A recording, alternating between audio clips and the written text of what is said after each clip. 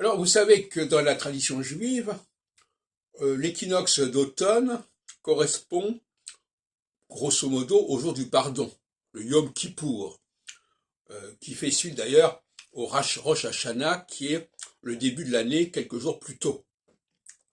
Alors, c'est intéressant parce que le signe de la balance, c'est le signe de la justice, et le jour du pardon, c'est le jour de l'expiation, c'est le jour où l'on reconnaît ses torts, qu'on retrouve d'ailleurs dans la liturgie catholique, pardonne-nous les offenses, etc.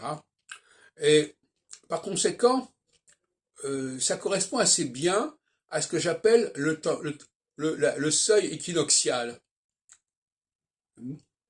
En phase équinoxiale, on exorcise le passé. On essaie d'être en accord avec sa conscience. On répare, c'est le tikkun de la Kabbale, on répare les fautes commises. Et donc, vous voyez bien que même dans la tradition juive, il y a cette dimension astrologique telle que je la conçois. Ou si vous préférez, ma conception de l'astrologie rejoint, pas volontairement, mais de facto, elle rejoint une pratique juive. Inversement, l'équinoxe se trouve entre deux solstices, solstice d'été, solstice d'hiver, qui sont deux extrêmes. Alors le mot, on voit bien que c'est l'extrême du jour pour le solstice d'été, l'extrême de la nuit pour le solstice d'hiver.